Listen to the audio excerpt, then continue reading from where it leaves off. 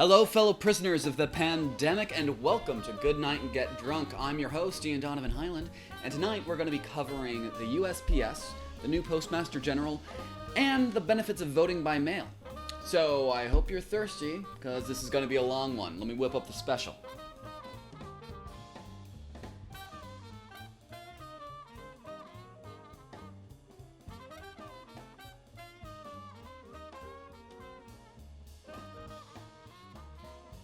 First things first.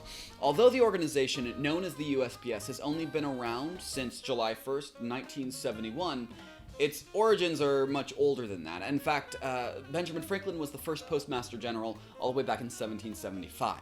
Jumping forward a couple of hundred years to the year 2006, the Postal Accountability and Enhancement Act was passed by a Republican-led Congress. This required the Postal Service to pre-fund 75 years of health benefits, a cost of approximately $110 billion total, or $5.5 billion per year.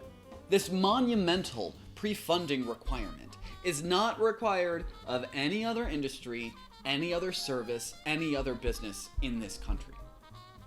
To make matters worse, that money that was supposed to be set aside and safeguarded for those employees is actually being taken by the federal government and used to pay down the national debt.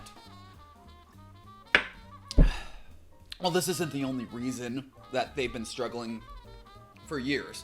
An arbitrary $5.5 billion, Jesus, that you have to come up with annually is going to drive you into a loss, no matter what your business is.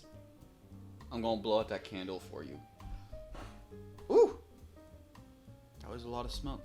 If anybody wants a candle, check out my buddy Cantrip Candles website, Cantrip Candles. They're good candles. This is a lot of smoke.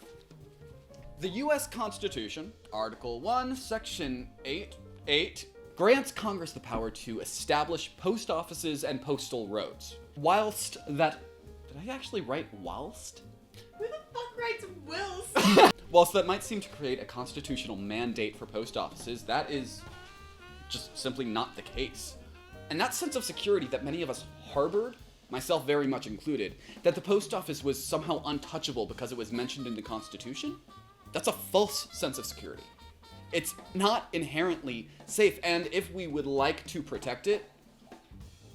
Are you fucking actually pouring in the middle of it? It's not inherently safe, and if we want to protect it, we're gonna have to do something about it. Specifically, buy some stamps. Send a letter to your grandma. She's been calling me a lot, and she really misses you. Also, write your senator and tell them to pass Representative Peter DeFazio's USPS Fairness Act, which eliminate.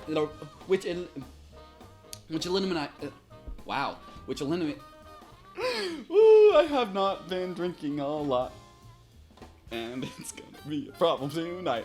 This eliminates the 75-year pre-funded requirement and was passed bipartisanly 309 to 106, with 87 Republicans voting in favor of the bill. That's the kind of America I like to see. So why should we save the why should we save the USPS? So why should we save the USPS? Well, I believe that there are three very vital reasons that we must. There are probably more, but I don't have time to do all of them. I also don't know what most of them are. The Postal Service is the lifeblood of the small business. Sorry, of the small, the one small business. Help keep my mom's mask shop in business. First, the Postal Service is the lifeblood of many small businesses. If mail carrying became completely run by private enterprises, then there are countless independent entrepreneurs that would lose their businesses in the middle of a pandemic when 30 million people are already unemployed. Second, the USPS and why is it UPS and USPS? All right, this is my current rant. Second, the UPS I thought I was going to be able to just jump right into it. And second, UPS and FedEx and every other private shipping company has no legal obligation to provide services for rural Americans who are outside of a profitable region. The USPS is mandated to provide services for everyone. And third, the USPS is vital to ensure safe voting practices during this pandemic. Voting in person during a pandemic is stupid. Period. When you vote in a ballot box, everyone is using the same pen, and everyone is closing themselves in a same box, where hundreds of people will use throughout the day. Not to mention that because seniors are both the most likely to volunteer to be poll workers and the most likely to be high risk and die from COVID-19, we're going to see most polling stations have dramatically lower staff. And even if they did somehow manage to sanitize every single poll after every single person voted, that would only probably double the time that people have to wait online to vote, which is already, in a lot of places, already like 6 hours long.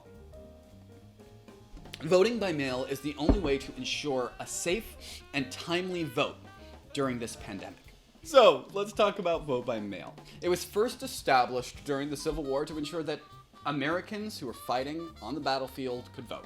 We've been using vote by mail for over 150 years. And while there was pushback when it was initially instituted, voting by mail has become a staple of our elections, with some states even adopting it as the default method of voting. Most of the pushback that we see to this day is about the potential for voter fraud, which, seems like something that we should be genuinely concerned about, right?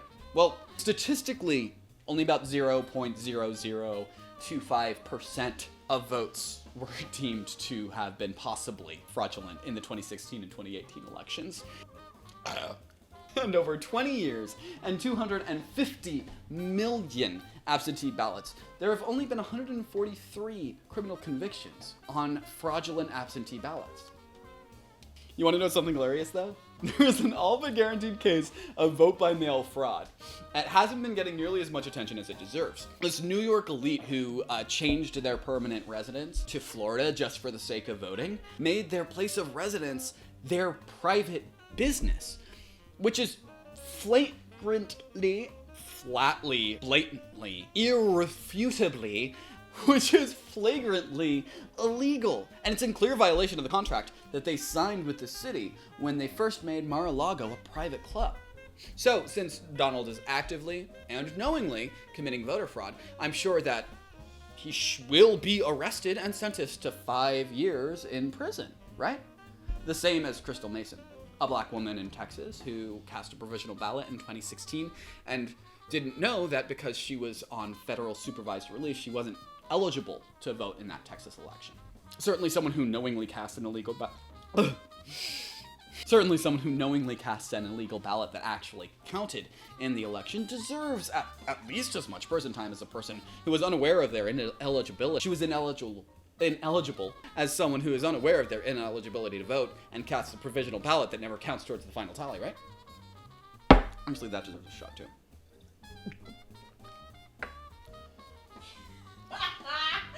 Oh my god, are you okay? Oh, that was gross. But on the subject of corruption, let me talk about the latest toad to enter the swamp, Postmaster General Louis DeJoy. Oh god.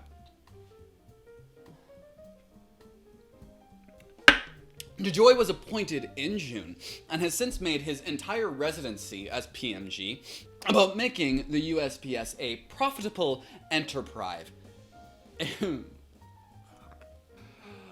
I wrote so much shit and I don't think I have pleased myself enough. I've only blacked out doing one of these, but I've only done 3 of these before. DeJoy was appointed in June, and he has made his entire residency as Postmaster General about making the United States Postal Service a profitable branch of the American government. To do this, he's cut paid time off, he has cut overtime, he's even cut extra trips out that ensure on-time delivery. He's also ordered the removal of 671 mail sorting machines within the next month, and the USPS has suddenly started uprooting post boxes with no notice, loading them into trucks and then just driving them off. Now they claim that they're going to stop doing these things because, you know, it looks like a blatant attempt at election tampering when most votes are going to be cast by mail, but the post boxes in Burbank are still locked up tight, and I don't trust a word out of this guy's mouth.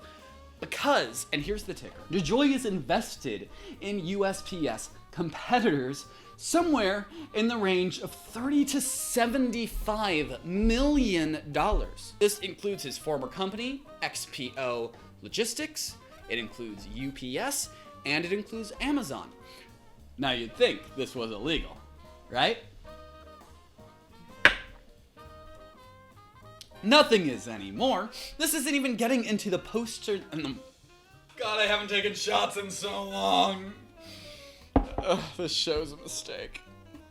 So, is the Postal Service crucial for Americans? Yes. But is it safe to send your ballot through the mail when someone like Postmaster General Louis DeJoy is in charge? I don't know.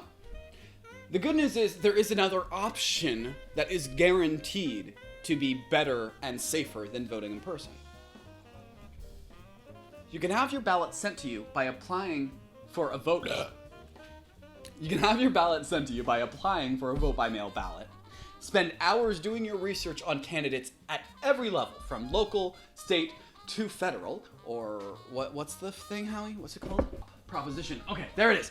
Fuck it. Nailed it. Read it. And propositions in your local and state elections, and then just walk your ballot right over to a drop box. Oh no, he just wants to play real bad. See, that's what I was trying to avoid. The microphone is still going away. We're so close. We're actually really close. We're really close. Okay. Stop! That was so weird. Look, the USPS is in danger, both from corrupt... Look, the USPS...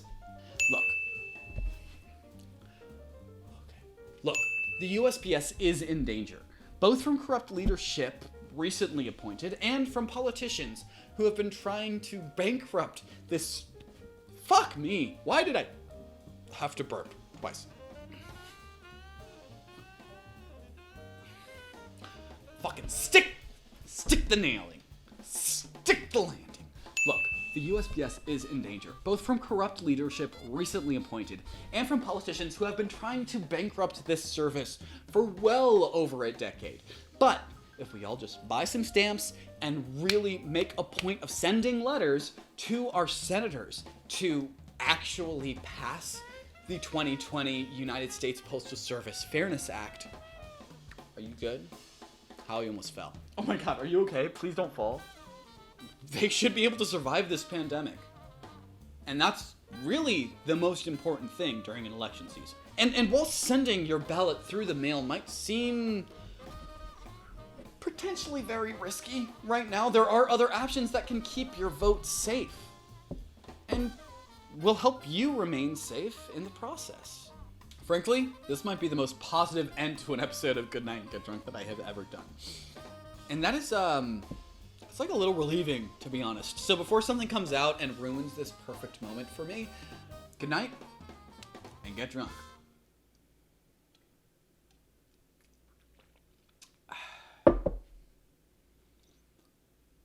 Man, I can't drink like smoothly because I have a big mustache and beard now.